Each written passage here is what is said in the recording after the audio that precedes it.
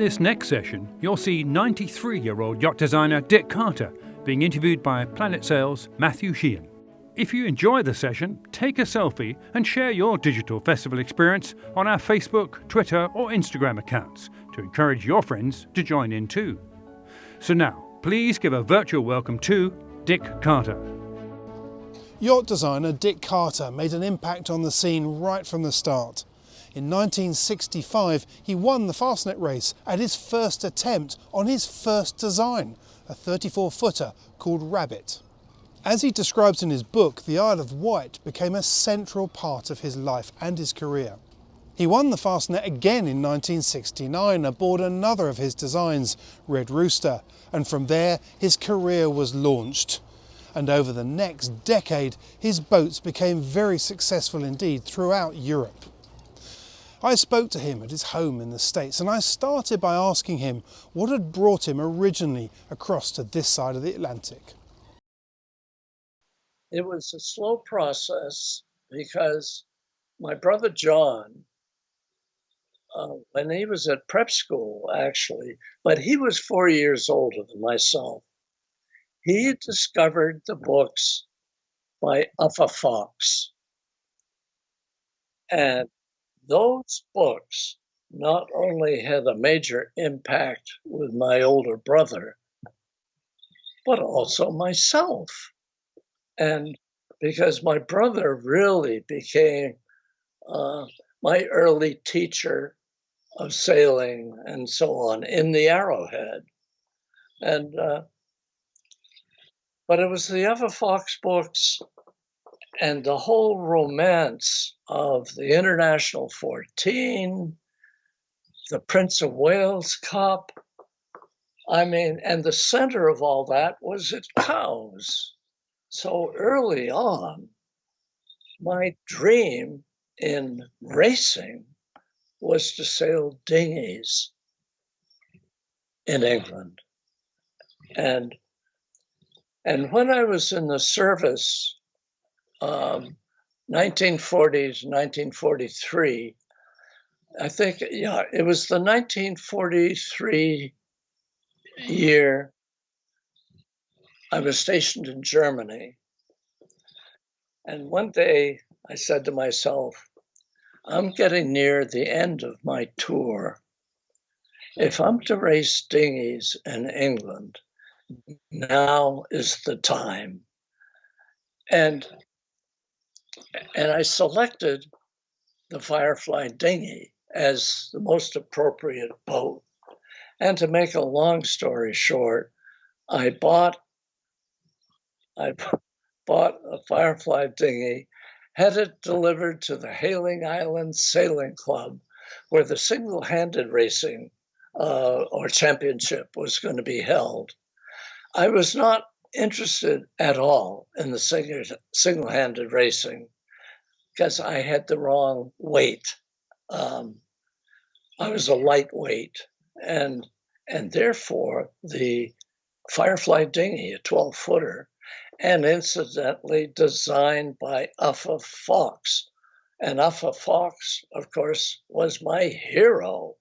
And so at any event, it ended up where I ended up at the championship, the week, Firefly Week at Hailing Island. I was find a woman, a young girl, who was brave enough to volunteer to crew, even though she was a brand new sailor, as it were.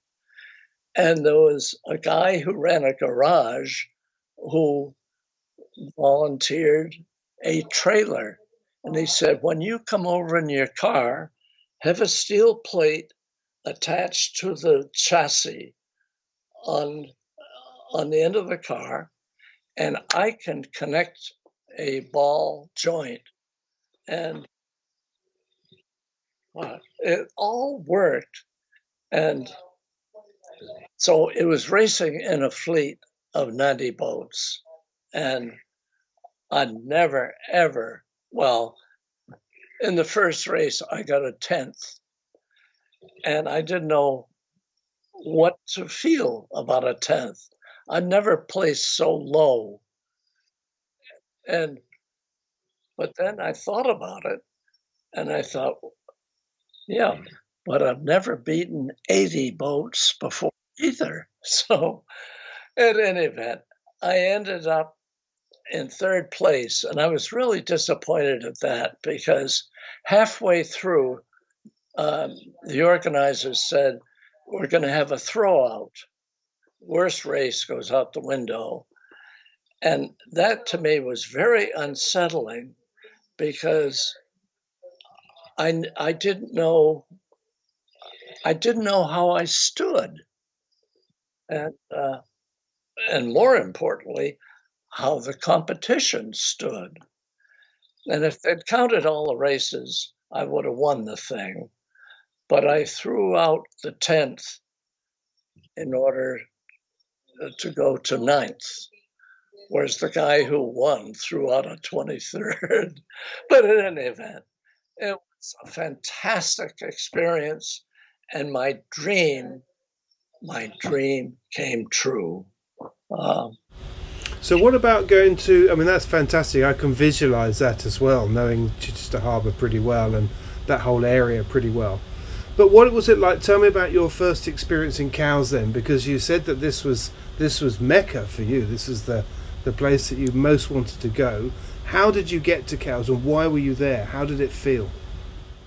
That is a very, it's not a straight line to go to end up at Cowes, because when I left the company where I was an industrial engineer, I was too successful to the degree it rubbed the management the wrong way.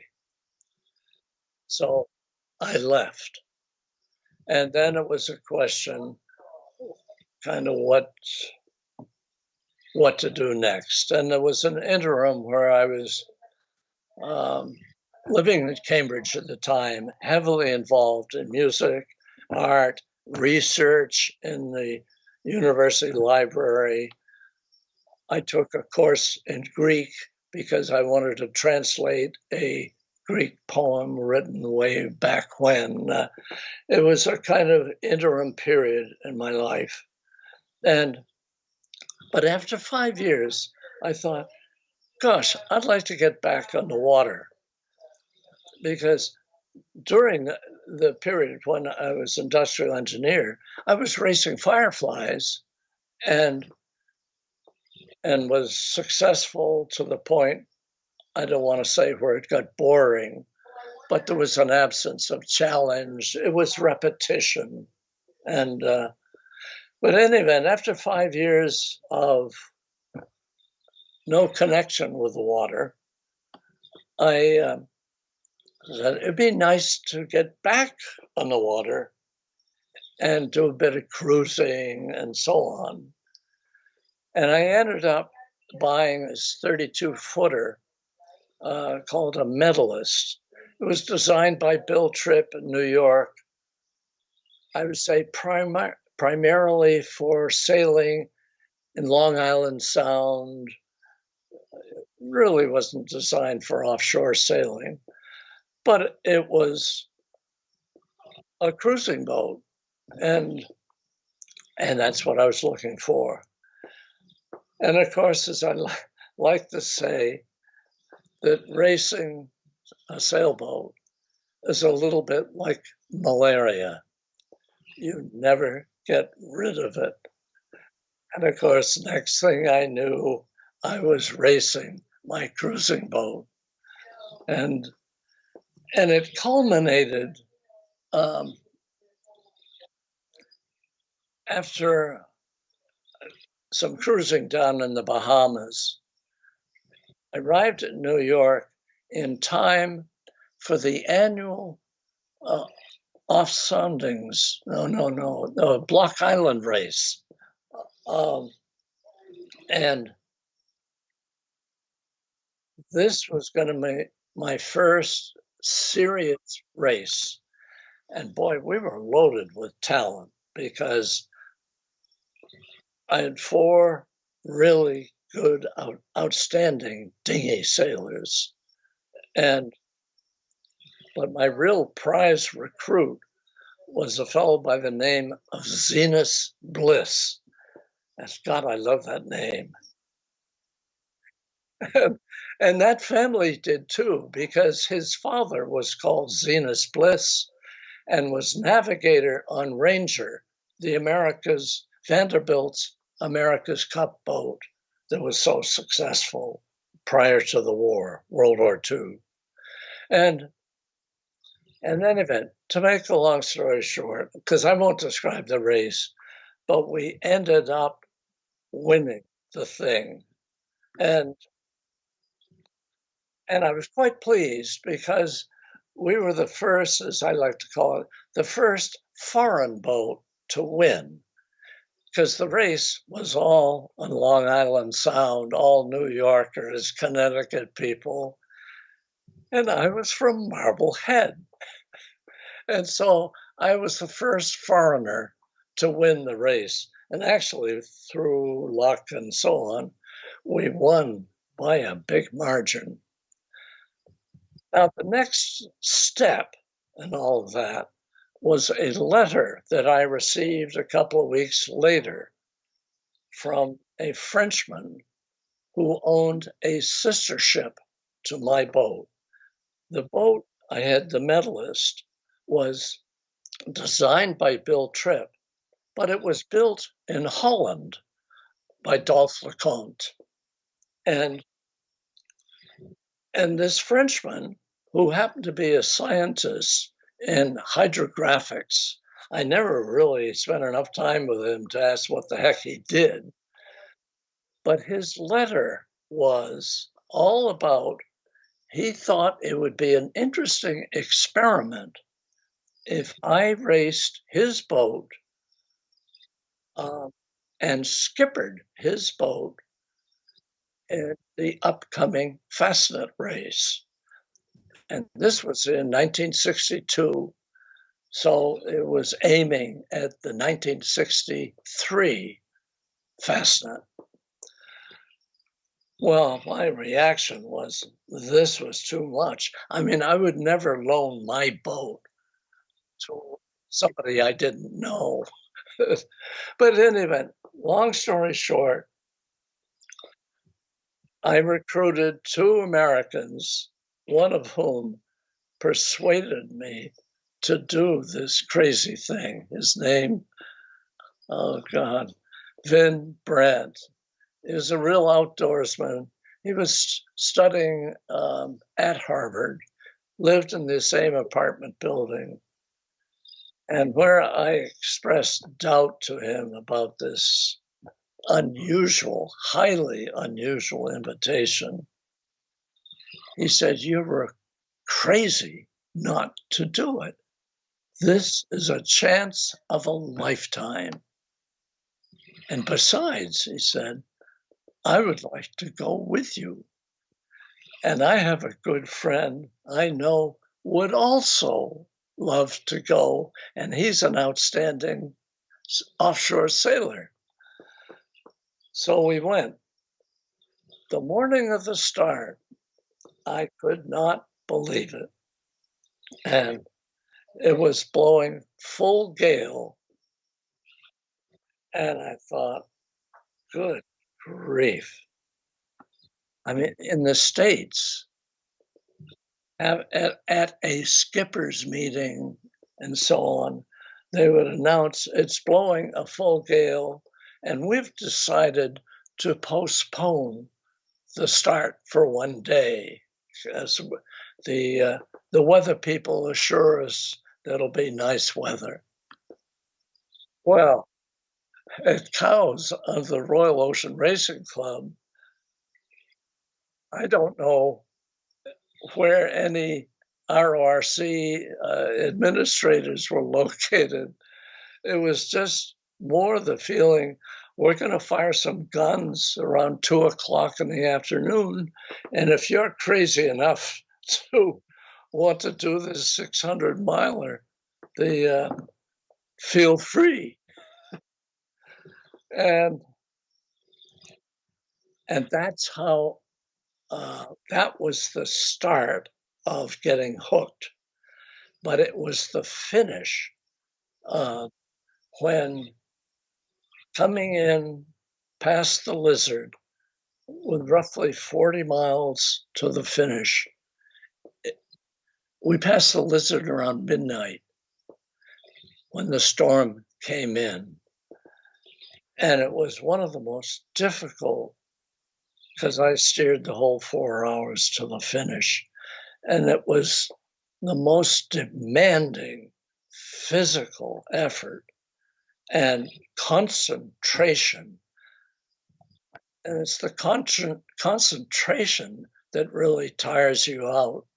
But when you're giving it full bore, because if you didn't handle those waves as they built up, because we carried a spinnaker, we had to down change from the extra large spinnaker we had to the normal one. And I tell you, surfing pitch black, when that wave came in, and it was imperative to catch it right. And in the surfing, where I could not see the bow of the boat, it was so black, rain pouring down. Well, at the finish, Vin said, "You got to," we had crossed the line. He said, or coming up to the line, he said, you have to turn and look around. And I said, I can't. I don't want to break concentration.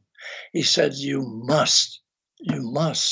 And I turned, and there were 4 sets of running lights. I couldn't believe it. After 600 miles of racing, and I'm sure it was because we carried the spinnaker, we beat those 4 boats that we could see behind us at 4 in the morning. The next step from the racing was the owner, who unfortunately had sprained his ankle and could not join us on the race. After debriefing, he met us at Plymouth. After debriefing, he said, what would you do to change the steering of the boat? And I didn't know what he was talking about. And so he repeated, what would you do to improve the steering downwind on the boat? And I still didn't know what he was talking about. Because coming from the dinghy racing, Fireflies, and also the 14 that we owned, which I considered really taking a master class on how to sail a boat.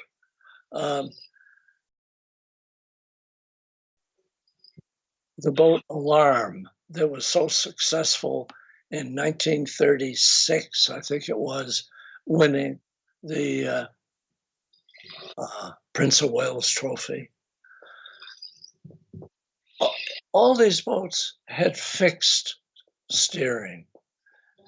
The trick with the boat was the sails, how to turn the sails, et cetera, how to do the fine points of, et cetera.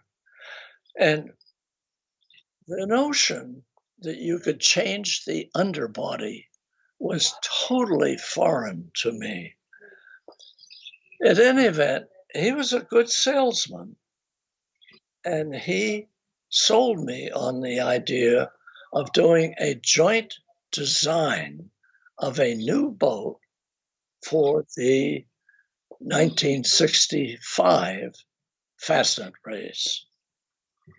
Then I got a letter a couple of weeks later again from Bertrand Ambert, the owner of Astrolabe, saying that, well, he was a little unsure of whether he would sell Astrolabe or not.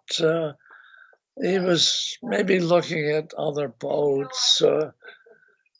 it was his way of saying, forget the idea of doing a joint design. So, of course, I got Vin, my neighbor, brought him up to date and told him it's no go. Bertrand's bailing out. And Vin looked at me, and he looked. He said, why don't you do it? And every so often in life, and this was the first time somebody had posed a question, and it was a test. And immediately I saw it as a test. Do I have,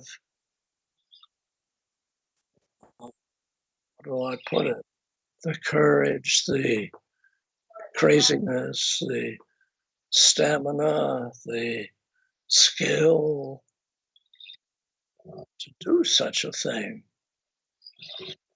And he knew, because he didn't say much. He just looked at me. And I said, okay, I'll do it.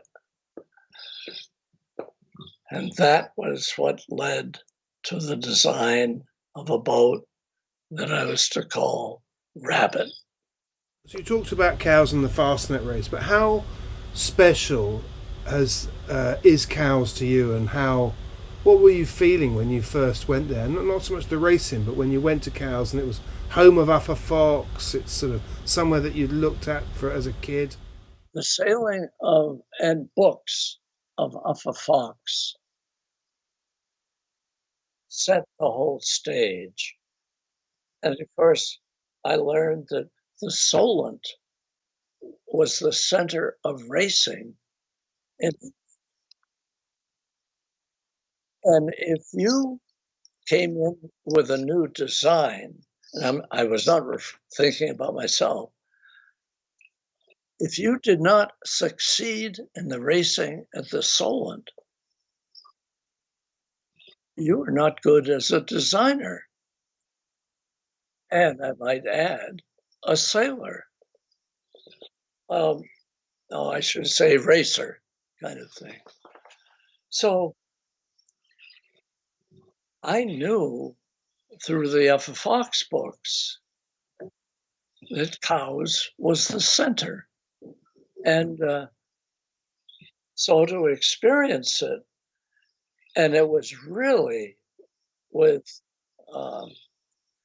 Rabbit, because I was there with my own boat and with my own hopes and desires and a lot at stake. I had to go to cows because cows was where the support people were. If you needed things fixed, it was cows where you could get it fixed, several boat yards and so on.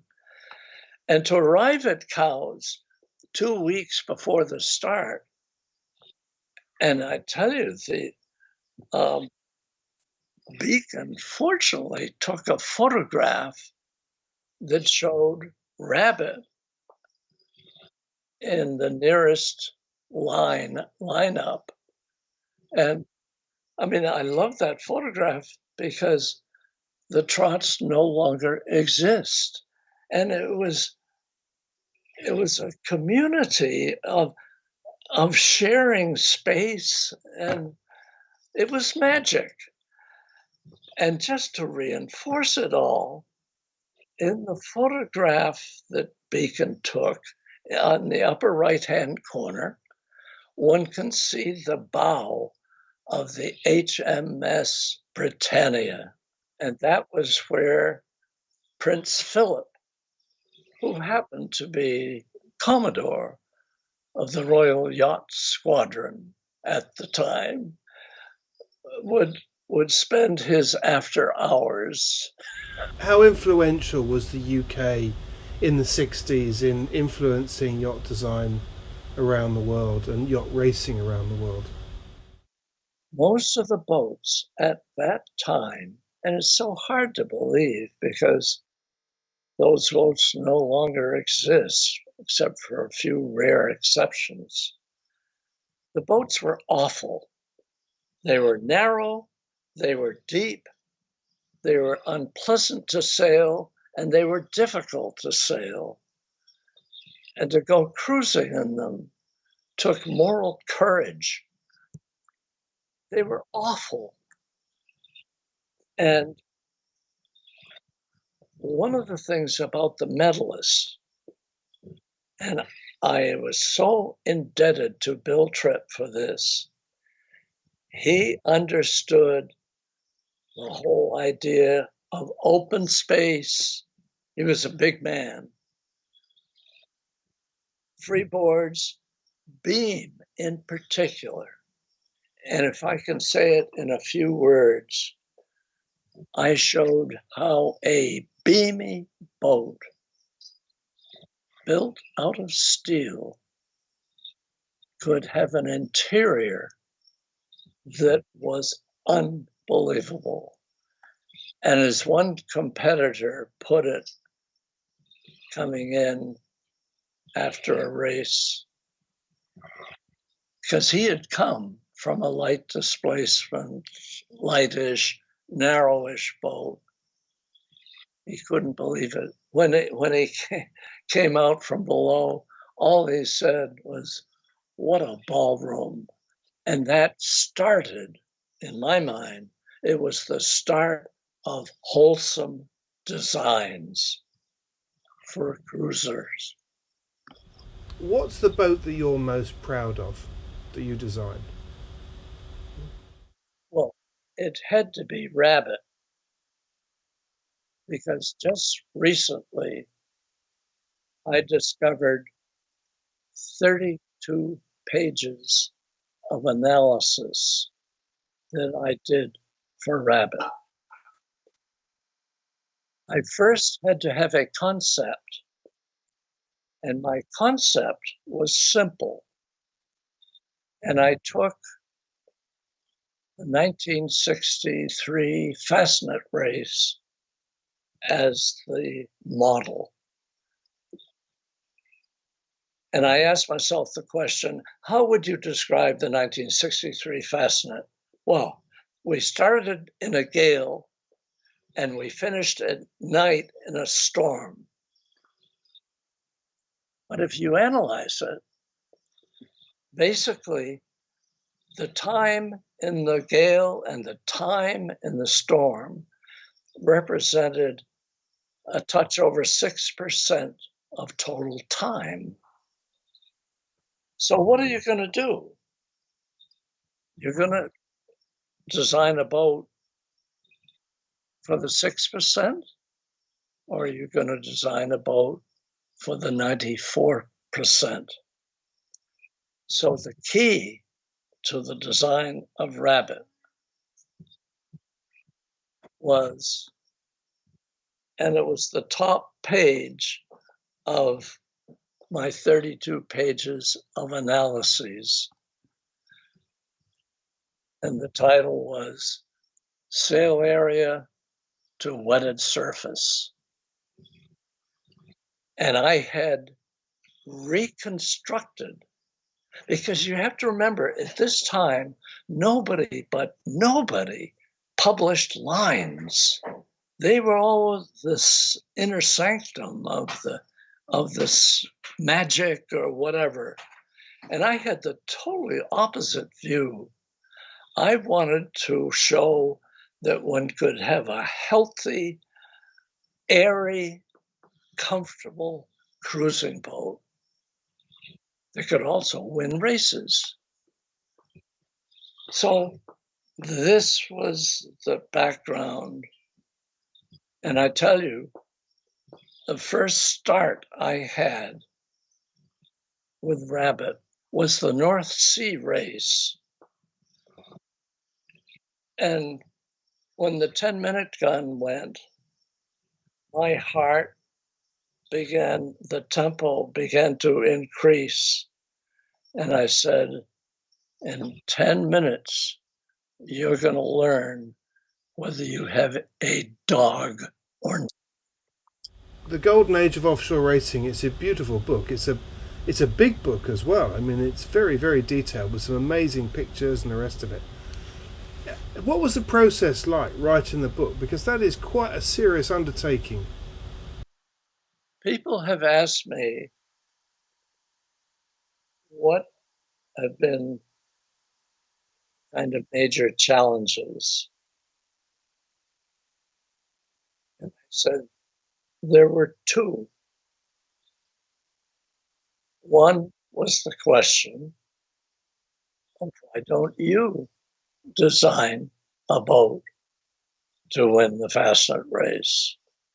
Because I felt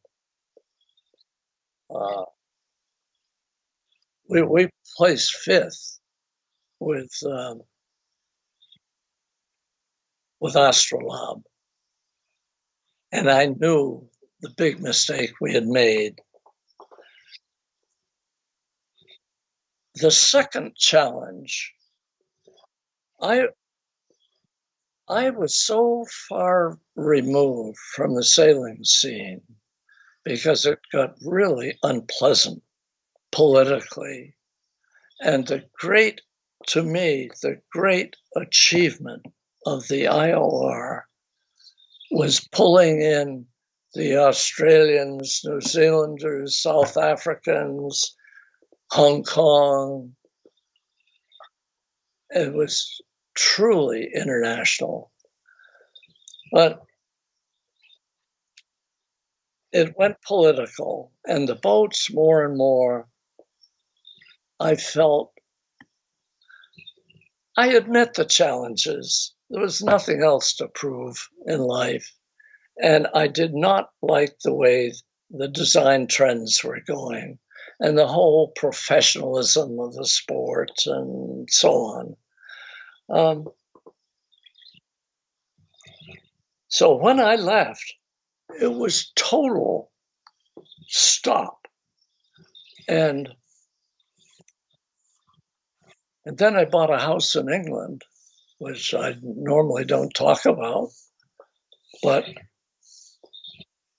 it satisfied me on the research, aesthetics, and it was no accident that the house was located in England, but far from the sea.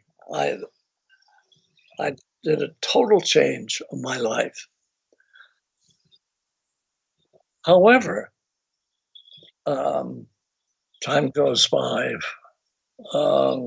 4 years ago, 5 years ago, Ted Hood, who was a very well-known sailor in the States and was an outstanding sailmaker and so on, and for whom I did some marketing consulting that really put him on the map, I might add. But I got a call from a cameraman who, as a recent graduate from college, wanted to make a profession out of camera photography. I sold him on the idea and hired him to do a film for Hood Sailmakers. And the only reason I mention him, because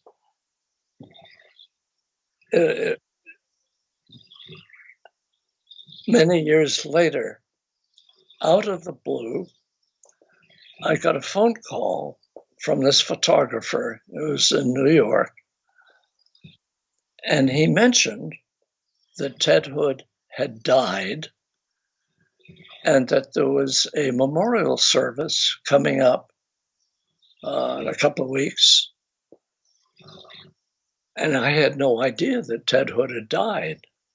I was so removed. And in any event, I attended it, and I thought the service lacked some imagination, but that's, afterwards, people were invited to a tent next door where there were trestle tables set up so people could get lunch. And I was about to put food on my plate when I heard somebody on the other side of the trestle table say, "Dick Carter?" And I looked, and there was Eve Marie, who worked with me all those years ago in the tower in Nahant and was outstanding.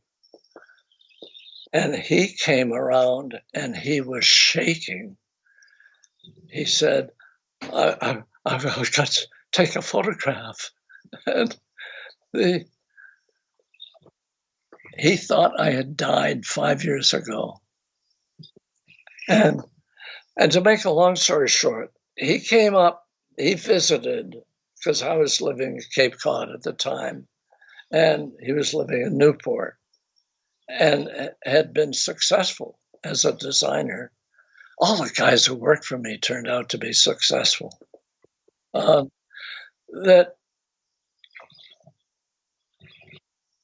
I invited him up to lunch, and we talked about old times, and we talked design and so on and so on.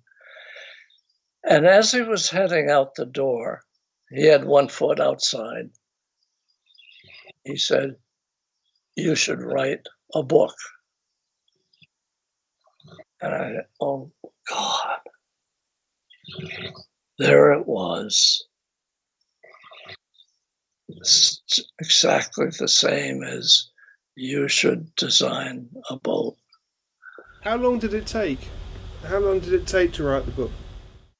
People told me it was quick, because what it amounted to was I had saved a ton of material. I was typical New Englander. You never throw anything away. And I quickly and naturally came onto the notion it's storytelling. And so what are the stories? So there's one story after another. And the chronology was fairly clear. And it was obvious that I couldn't be too technical, but I had to be technical enough. And I ended up self-publishing because I contacted a major English publisher, actually, and they requested 4 chapters. And I got the nicest Dear John letter that they found the stories very interesting, but they felt the niche was too narrow. And, out of a total population, how many sailors are there? I don't know what the percentage is, but it's small. So I ended up self-publishing, and then, but the so-called publisher was not clever, never really experienced an international book. And so the promotion was done in a desultory fashion. But it led to my doing talks, and I did a whole bunch of talks, actually. But what has happened, though, because I finally went to a real publisher in England, And he what a good publisher does to stir up the pot and show interest in the book and so on. And so he's got a stock of books, and the net result of it all is we're talking to one another. Well, I'm so pleased we have. It's been absolutely fascinating and very interesting. As I say, it's a beautiful book. I think you've done a terrific job on it. And yeah, thank you very much indeed.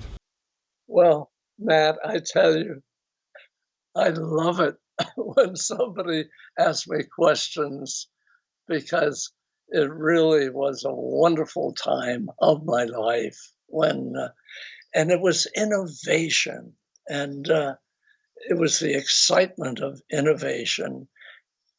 And the wind doesn't change, the sea doesn't change, and it's a tough environment to innovate in. But one of the great pleasures of my life was to have innovations like the lifting keel, which still lives. So thank you so much.